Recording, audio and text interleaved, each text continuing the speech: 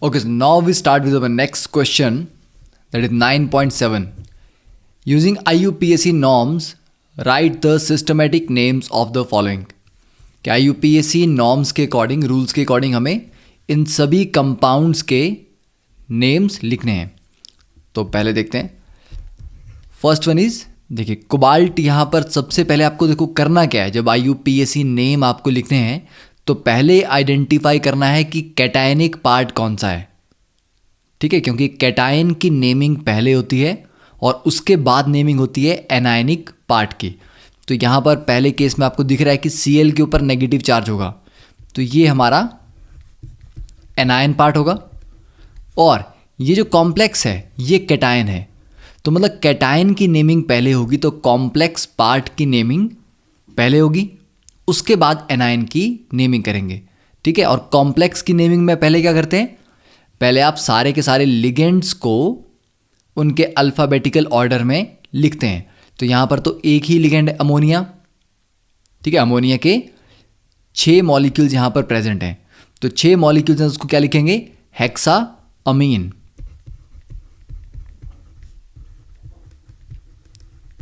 ठीक है, ये आ गया हेक्सा अमीन. उसके बाद सेंट्रल मेटल क्या है, कोबाल्ट. तो बिना गैप के आपने लिख दिया कोबाल्ट. कोबाल्ट की ऑक्सीडेशन स्टेट कितनी है, देखिए क्लोरीन पे 3 पे 3 नेगेटिव चार्ज होगा. अमोनिया न्यूट्रल मॉलिक्यूल है, कोई चार्ज नहीं होगा. तो 3 नेगेटिव को बैलेंस करने के लिए कोबाल्ट के ऊपर 3 पॉजिटिव चार्ज होना चाहिए. तो कोबाल्ट की ऑक्सीडेशन स्टेट है 3. और उसके बाद तो ये हो गया कैटायन पार्ट की नेमिंग. उसके बाद एनायन में क्या है, क्लोराइड. तो ये कभी भी कंफ्यूज नहीं होना कि क्लोराइड को हमने ट्राई क्लोराइड क्यों नहीं लिखा, क्योंकि बाय डिफ़ॉल्ट हेक्सा अमीन पे कोई चार्ज नहीं है. कोबाल्ट पे अगर 3 है तो उसको बैलेंस करने के लिए क्लोराइड 3 ही चाहिए होंगे, तो वो लिखने की ज़रूरत नहीं होती. तो कॉम्प्लेक्स के बाहर, ठीक है, जो स्क्वायर ब्रैकेट के बाहर जो भी आयन्स होते हैं वो 1 हैं, 2 हैं, 3 हैं, वो कभी नहीं लिखना होता. आपको सिर्फ आयन का नाम लिखना होता है. ठीक है, दूसरा एग्जांपल देखते हैं. देखिए यहाँ पर क्या है, ये भी Cl पे नेगेटिव चार्ज होगा. तो अगर Cl एनायन है तो ये कॉम्प्लेक्स वाला पार्ट कैटायन होगा. तो कैटायन की नेमिंग पहले. तो कैटायन की नेमिंग में क्या क्या है, देखिए अमीन 2 हैं, एक क्लोरो है या क्लोराइडो और एक है मिथाइल अमीन. तो अगर इसको हम अल्फ़ाबेटिकली देखें तो अमीन पहले आएगा, A से स्टार्ट हो रहा है, उसके बाद क्लोरो आएगा, C से स्टार्ट हो रहा है, और उसके बाद आएगा मिथाइल अमीन. ठीक है, तो 2 अमीन है यहाँ पे, तो डायमीन. उसके बाद क्लोरो. ठीक है, आप क्लोराइडो भी लिख सकते हैं, एक ही बात है. और उसके बाद मिथाइल अमीन. ठीक है, तो मिथाइल अमीन को हम ब्रैकेट में लिखते हैं ताकि कंफ्यूजन ना हो कि मिथाइल और अमीन 2 अलग अलग तो नहीं है. तो मिथाइल अमीन. और सेंट्रल मेटल क्या है, प्लेटिनम. ठीक है, तो इसके आगे आएगा प्लेटिनम.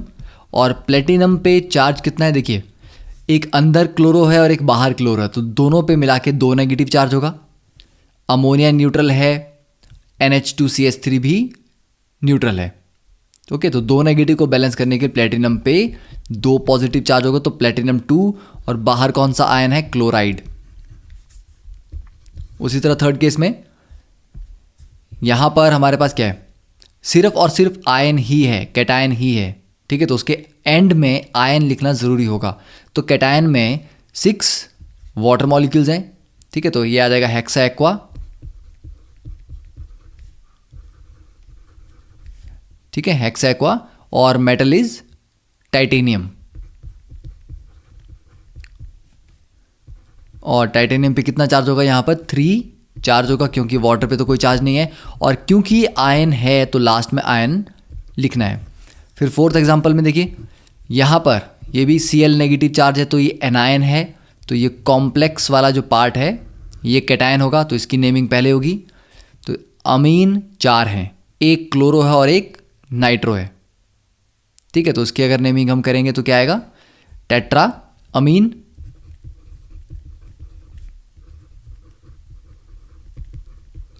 उसके बाद एक क्लोरो है तो क्लोरो देखिए अब नाइट्रो NO2 से लिखा है, ONO नहीं लिखा हुआ। NO2 का मतलब इसको आप सिर्फ नाइट्रो लिखो या नाइट्राइटो N, ठीक है। तो नाइट्राइटो N इसको लिखते थे कि नाइट्रोजन के थ्रू बॉन्ड बन रहा है, तो क्लोरो नाइट्राइटो N कोबाल्ट।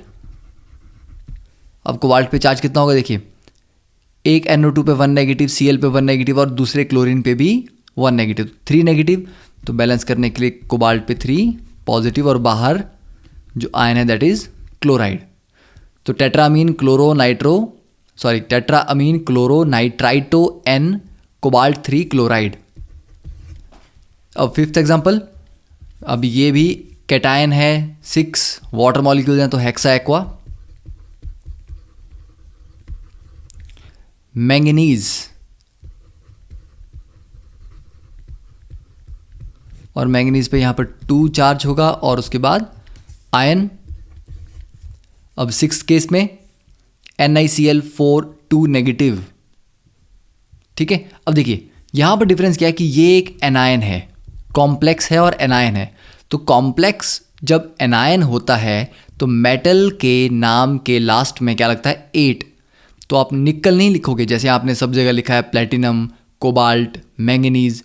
अब जब मेटल एनायन में है, मतलब जो कॉम्प्लेक्स मेटल है वो एनायन में है, तो निकल के एंड में 8 लगेगा तो ये बन जाएगा निकलेट, ठीक है। तो नेमिंग क्या होगी, टेट्रा क्लोरो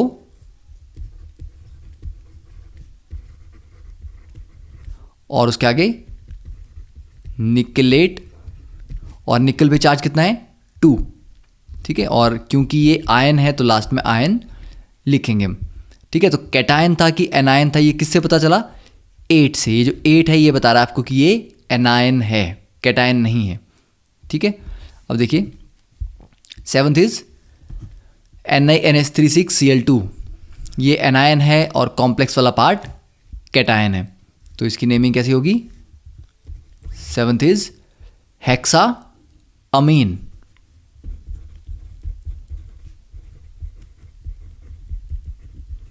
और उसके आगे और कोई लिगेंड नहीं है, तो उसके बाद डायरेक्टली निकल, और निकल पे 2 पॉजिटिव चार्ज है और उसके बाहर है क्लोराइड।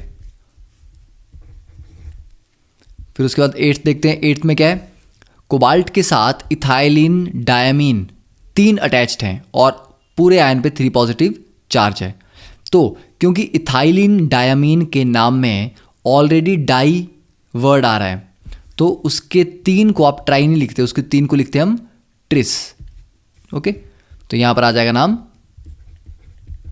ट्रिस इथाइलिन डायमीन, ठीक है। या आप इसको ऐसे भी लिख सकते हैं कि ethane 1,2 die Amin,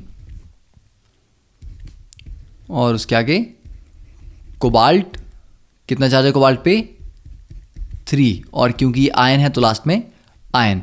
and last is NiCO4, तो NiCO4 में क्या होगा, टेट्रा कार्बोनिल निकल, क्योंकि CO को बोलते हैं कार्बोनिल, तो हो जाएगा टेट्रा कार्बोनिल निकल, और निकल पे क्या है 0 चार्ज है, ऑक्सीडेशन स्टेट उसकी 0 है, ठीक है। तो ये था क्वेश्चन नंबर 7। अब देखिए question number 8, list the various types of isomerism possible for coordination compounds giving an example of each. तो ये लिस्ट तो आप डायरेक्टली बुक से लिख सकते हो। इंपॉर्टेंट पार्ट इसमें जो मैं आपको समझाऊंगा वो है कि किन केसेस में आइसोमेरिज्म को कैसे चेक करना है। तो देखिए आइसोमेरिज्म को हम कैसे कैटेगराइज करते हैं, एक होता है स्टीरियो आइसोमेरिज्म। स्टीरियो का मतलब है स्पेस में अलग अलग लिगेंड्स किस तरह से लगे हैं, मतलब लिगेंड्स हैं बिल्कुल वही, फॉर्मूला एग्जैक्टली वही है, पर वो लिगेंड्स लगे किस तरह से हैं उसमें डिफरेंस अगर आएगा, स्पेस में उनके अरेंजमेंट में अगर डिफरेंस आ रहा है, that is called stereo isomerism. और अगर स्ट्रक्चर में ही डिफरेंट है, ठीक है, कि किस तरह से वो लगे हुए हैं मेटल के साथ, उसमें ही डिफरेंस अगर आ रहा है तो वो स्ट्रक्चरल आइसोमेरिज्म की कैटेगरी में आते हैं।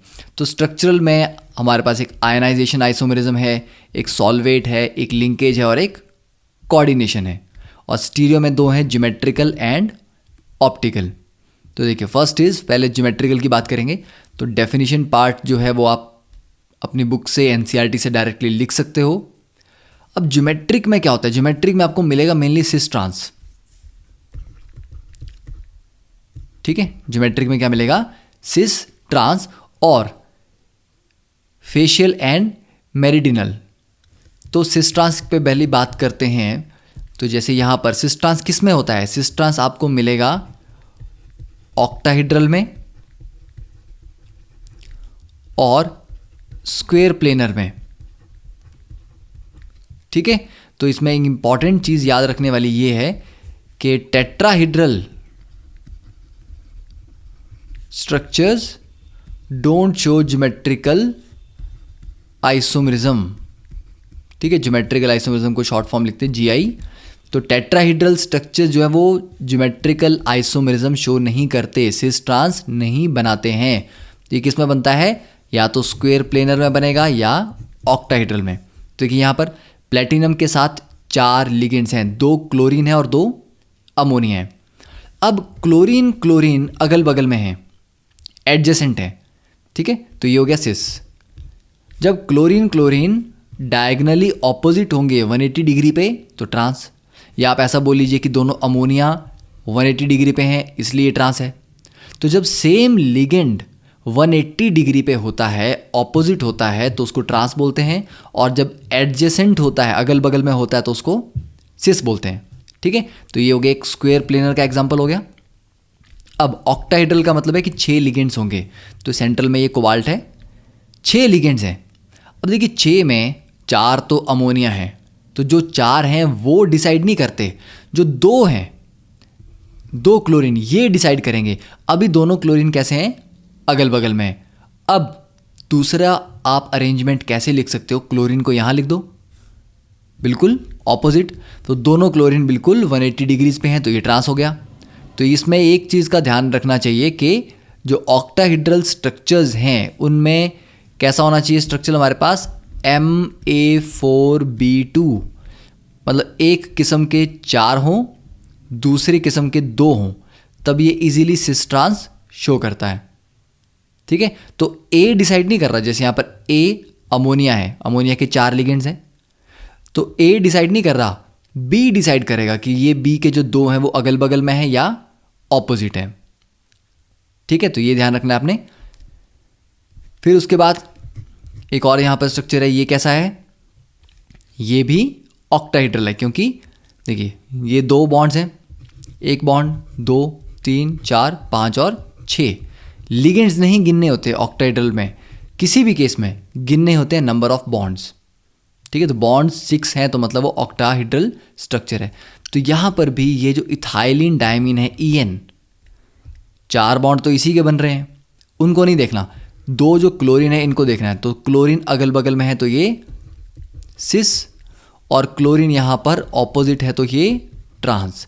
या आप ऐसा बोल दीजिए कि ये इथाइलिन डायमीन अगल बगल में है इसलिए सिस, और यहाँ पर इथाइलिन डायमीन ऑपोजिट है तो ये ट्रांस हो गया। तो ये तो हो गए एक तरीके के ज्योमेट्रिकल आइसोमर्स। दूसरी तरीके के क्या होते हैं, फेशियल एंड मेरिडाइनल। ठीक है,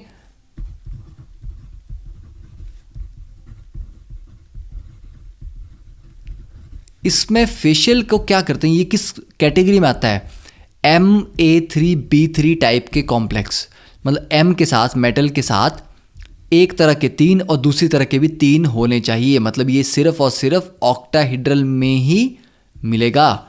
अब ये तीनों, ठीक है, जैसे या A3 बोलें या B3 बोलें, 3 सेम लिगेंड जब लगातार होंगे एक के बाद एक, जैसे देखिए यहाँ पे ये NH3 है, फिर ये NH3 है और फिर ये भी NH3 है, तो लगातार 1 2 3 इकट्ठे लगे हैं। जब ये तीनों इकट्ठे लगे होंगे तो ये 3 नाइट्रो, ये भी तीनों इकट्ठे लगे होंगे। तो अब अगर मैं आपको कहूँ कि इन तीनों को आपस में कनेक्ट किया जाए, ठीक है, तो ये क्या बनेगा, एक ये फेस बन रहा है, एक ऑक्टाहेड्रल का एक फेस ये बन रहा है, इसीलिए इसको कहा जाता है फेशियल। ठीक है, 3 इकट्ठे होने चाहिए। वैसे ही तीनों नाइट्रो को आपस में कनेक्ट करने पे यहाँ पर भी एक फेस बनता है, इसलिए इसको फेशियल कहा जाता है। मेरिडाइनल में क्या होता है, तीन इकट्ठे नहीं होंगे। देखिए, एक अमोनिया, दूसरा अमोनिया, उसके बाद नाइट्रो बीच में आ गया, ठीक है। तो जब तीनों इकट्ठे होंगे तो फेशियल होगा, और दूसरा जो बनेगा वो हमेशा मेरिडाइनल ही होगा। तो ये हो गया ऑक्टाहेड्रल के केस। अब नेक्स्ट इज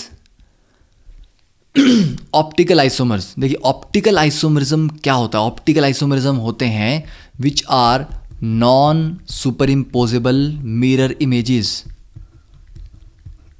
ठीक है। अगर आपने ये नहीं पढ़ा है 11th में अच्छे से आइसोमरिज्म चैप्टर में, तो चांसेस कम है कि आपको ये समझ आएगा, ठीक है, क्योंकि ये थोड़ा सा टिपिकल पार्ट है। Non superimposable mirror images. अब ये आपके पास ए मॉलिक्यूल था, इसकी आपने यहाँ पर मिरर रख के इमेज बनाई, ये आ गया।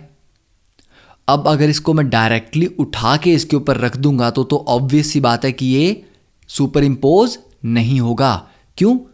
क्योंकि इसमें इथाइलिन डायमीन इधर की तरफ है, इसमें ये वाला इधर है, तो इसको उठा के रखूंगा तो नहीं बैठेंगे एक दूसरे के ऊपर। पर किसी भी मॉलिक्यूल को किसी भी एंगल पे आप घुमा सकते हैं। देखिए, आपके हाथ में एक पेन है, अगर आप उसको किसी भी एंगल पे घुमाएं, कैसे भी घुमाएं, क्या वो चेंज हो जाएगा? नहीं होगा। तो मॉलिक्यूल को भी आप कैसे मर्जी घुमाओ वो सेम रहेगा। तो मतलब इस मॉलिक्यूल को, इसको बी बोल देते हैं, बी को अगर मान लीजिए मैं 180 डिग्री पे घुमा दूं तो क्या होगा? तो आपको लगेगा कि 180 डिग्री पे घुमाएंगे तो ये वाला जो EN है ये तो इस तरफ आ जाएगा लेफ्ट में, और ये जो दोनों EN है ये इस तरह से चले जाएंगे जैसे लेफ्ट में यहाँ पर दिया गया है, और फिर ये एक दूसरे के ऊपर सुपर इम्पोज हो जाएंगे। तो बहुत सारे बच्चों को लगता है कि यार ये सुपर इम्पोज तो आराम से हो जाएगा, फिर क्यों इसको हम नॉन सुपर इम्पोजेबल बोलते रहते हैं? ठीक है कि 180 डिग्री पे घुमाने पे तो हो रहा है सुपर इम्पोज। अब इसके लिए मैं आपको क्या बताता हूँ, क्या करना है आपने नंबरिंग करनी है। जब भी इस तरह का कुछ केस लेना, मान लीजिए ये मेटल है, ये एक बन गया, ठीक है, ये दूसरा है और ये तीसरा। अब इसको नंबरिंग दे दीजिए 1 2 3 4 5 6। अब बनाते हैं इसकी मिरर इमेज। तो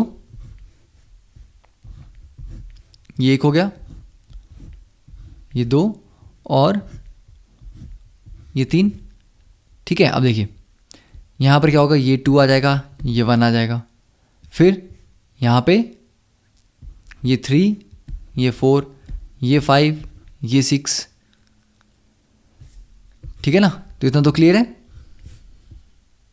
इसको थोड़ा और ढंग से बनाते हैं, लीजिए, ठीक है। अब आपको थोड़ा क्लियर दिखेगा।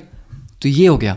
अब आप बोलोगे डायरेक्टली तो सुपर इम्पोज नहीं हो रहे, तो हमने क्या करना है यहाँ पे, अब हमने इसको, क्योंकि आपने कहा ना 180 डिग्री पे घुमाएंगे इसको हम, तो एज इट इज़ रहेगा, तो इसी एक्सिस पे घुमाएंगे ना 180 डिग्री पे। तो ये जो एक्सिस है, इसी एक्सिस पे इसको 180 डिग्री पे घुमा देंगे। तो इस पे घुमाएंगे तो ये जो 4 है और ये 1 है, ये तो चेंज नहीं होंगे क्योंकि इसी एक्सिस पे आप घुमा रहे हो। तो क्या करना है, अब ये 1 और यहीं रहेगा और ये 4 भी यहीं रहेगा, पर बाकी क्योंकि 180 डिग्री पे घूम गए तो ये 3 और जो 6 हैं ये बदल जाएंगे। 6 180 डिग्री घूम के 3 की जगह आ जाएगा, 3 पीछे चला जाएगा, तो यहाँ आपका 3 आ जाएगा और उसके ऑपोजिट आ जाएगा 6, ठीक है। और 2 और 5 भी आपस में बदल जाएंगे, तो यहाँ आपका 2 आ जाएगा और यहाँ आ जाएगा 5। तो आपने क्या करना है, वर्टिकल लाइन को चेंज नहीं करना है, बाकी इनको अदल बदल देना है, ठीक है। 3 और 6 को एक्सचेंज कर दिया, 2 और 5 को एक्सचेंज कर दिया। अब मुझे ये बताओ कौन कौन कनेक्टेड था? 1 और 2 कनेक्टेड थे, ये 1 है और ये 2 है, तो मतलब ये कनेक्टेड थे, ठीक है। 5 और 6 कनेक्टेड थे, ये हो गए। 3 और 4 कनेक्टेड थे, ये हो गए। अब बताओ कि ये जो है सिस्टम, ये जो मॉलिक्यूल है, क्या ये इस पर सुपर इम्पोज कर रहा है? नहीं, सिर्फ 5 6 यहाँ पर कर रहे हैं, पर वो भी 5 ऊपर है 6 नीचे है, ठीक है। तो मान लीजिए चलो 5 6 सेम चीज़ थी, पर बाकी के ये जो राइट वाला पार्ट है ये तो नहीं कर रहा ना। तो ये आपको जब तक आप नंबरिंग नहीं करेंगे समझ नहीं आएगा कि कैसे ये नॉन सुपर इम्पोजिबल होते हैं। ठीक है, तो ये था आपका ऑप्टिकल आइसोमेरिज्म। उसके बाद तो इसमें एग्जांपल तो आप आराम से इसका दे सकते हैं। ठीक है, फिर सिंपल बाकी केसेस जैसे हैं लिंकेज है। ठीक है, तो या लिंकेज नहीं, पहला हमारा आयनाइजेशन है। तो आयनाइजेशन की अगर हम एक सिंपल सा एग्जांपल लें तो आयनाइजेशन में करना क्या है, जैसे कोबाल्ट के साथ यहाँ पर NH3 के लगे 5, एक सल्फेट है और Br बाहर लगा है। अब इसको मैं पानी में डाल दूंगा तो ये वाला पार्ट एक आयन बनाएगा और एक Br नेगेटिव बनाएगा, तो ये दो आयन्स मिलेंगे मुझे। अब मैंने क्या किया, Br को अंदर ले गया, सल्फेट को बाहर ले आया। सल्फेट को बाहर क्यों लाया, क्योंकि अभी कोऑर्डिनेशन नंबर है 6, 5 अमोनिया है और एक सल्फेट है। कोऑर्डिनेशन नंबर हमेशा सेम रहता है। तो आप ये नहीं कर सकते कि ब्रोमीन को भी अंदर ले जाओ, सल्फेट को भी बाहर मत निकालो। एक अंदर आएगा तो एक बाहर जाएगा ही जाएगा। तो अमोनिया को अंदर ही रखा, ब्रोमीन को अंदर ले आए, सल्फेट को बाहर भेज दिया। अब जब इसको पानी में डालेंगे तो एक आयन ये बनेगा जो डिफरेंट है और एक बनेगा सल्फेट। तो अलग अलग आयन्स जनरेट हुए पानी में डालने पे, इसलिए इनको क्या कहा गया, आयनाइजेशन आइसोमर्स। पर फॉर्मूला तो सेम है। ठीक है, अब सेकंड बात करते हैं सॉल्वेट की। ठीक है, सॉल्वेट आइसोमरिज्म। सॉल्वेट में क्या होता है कि जो वाटर मॉलिक्यूल्स हैं या सॉल्वेंट मॉलिक्यूल्स हैं वो अंदर बाहर बदलते रहते हैं। जैसे कि एग्जांपल देता हूँ, CrH2O6 Cl3, 6 वाटर मॉलिक्यूल अंदर हैं। अब एक बाहर ले जाते हैं और एक Cl अंदर ले आते हैं, तो क्या हो जाएगा, Cl2.H2। अब अगली बार एक और बाहर ले जाते हैं तो CrH2O4 Cl2 Cl.2H2O। ठीक है,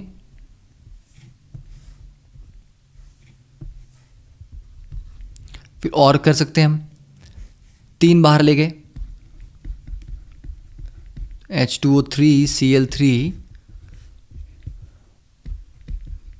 3H2O।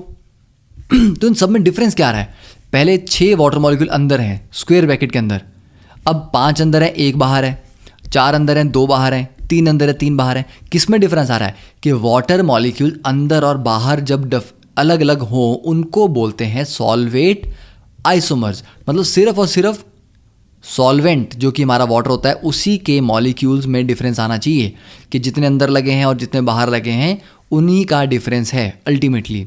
ठीक है, तो ये सॉल्वेट हो गया। फिर वैसे ही आप कोऑर्डिनेशन और लिंकेज दोनों देख सकते हैं। ठीक है, सिंपल एग्जांपल्स हैं, आप डायरेक्टली एनसीईआरटी से पढ़ेंगे तो आपको समझ आ जाएगा। ठीक है, या एक एग्जांपल ले लेते हैं हम लिंकेज का भी। लिंकेज में क्या है, जैसे कोबाल्ट के साथ NH3 हमारा यहाँ 5 लगे हैं और NO2 लगा है। NO2 जो है ये नाइट्रोजन के थ्रू कनेक्टेड है, और दूसरी बात ये NO2 कनेक्टेड होगा ऑक्सीजन के थ्रू, तो उसको ONO हम यहाँ पर लिखेंगे। ठीक है, तो डिफरेंस क्या है, यहाँ पर कोबाल्ट के साथ नाइट्रोजन बॉन्ड बना रहा है, यहाँ पर कोबाल्ट के साथ ऑक्सीजन बॉन्ड बना रहा है, तो ये डिफरेंस है। ठीक है, तो जब ऑक्सीजन के थ्रू बॉन्ड बन रहा है तो ONO लिख रहे हैं, नाइट्रोजन के थ्रू बन रहा है तो NO2 लिख रहे हैं। तो लिंकेज किसके थ्रू हो रही है उसका डिफरेंस आने से लिंकेज आइसोमेरिज्म है। और लास्ट कोऑर्डिनेशन आप बुक से एक बार देख लें। ठीक है, next question is question number 9, how many geometrical isomers are possible in the following coordination entities, कि कितने कितने ज्योमेट्रिकल आइसोमेरिज्म या आइसोमर्स बनेंगे। तो पहले का स्ट्रक्चर ड्रॉ करते हैं। C2O4 2 नेगेटिव होता है एक C2O4 पे। ठीक है, this is called oxalato.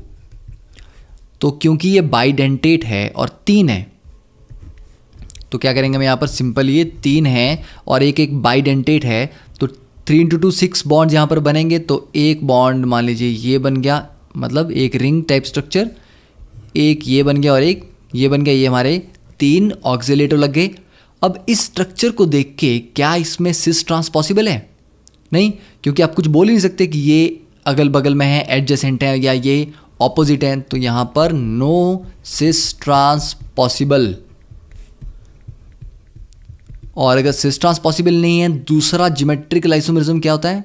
Facial and मेरिडाइनल, ठीक है, एंड नो फेशियल और मेरिडाइनल आइसोमरिज्म पॉसिबल। तो कोई ज्योमेट्रिकल आइसोमरिज्म यहाँ पर नहीं होगा फर्स्ट केस में। दूसरे की बात लें तो कोबाल्ट के साथ 3 अमोनिया और 3 क्लोरीन हैं। तो जब Ma3B3 आ गया ना ये एग्जांपल Ma3B3 का, तो इसमें क्या बनेंगे? फेशियल और मेरिडिनल। तो पहले क्या करना है, 3 हमने एक साइड लगाने हैं, जैसे मान लीजिए Cl Cl Cl लगा दिए, फिर बाकी 3 पोजीशन पे अमोनिया अटैच कर दिया। अब इन तीनों Cl को कंबाइन करेंगे तो क्या बनेगा? एक फेस बनेगा, ठीक है। इन तीनों नाइट्रोजन को भी अमोनिया को भी कंबाइन करेंगे तो एक फेस बनेगा। तो ये हो गया फेशियल। और दूसरा जो भी अरेंजमेंट आप बनाएंगे, क्या करना है, 2 क्लोरीन इकट्ठे लिख दिए, उसके बाद अमोनिया लगा दिया, फिर से लिख दो तीसरा क्लोरीन, अब बाकी 2 पोजीशन पे फिर से अमोनिया लगा दिए, तो ये क्या बनेगा आपका? मेरिडिनल। Okay, these are the possible geometrical isomers. So that is all for this lecture. Next, we will start with the question number 10th.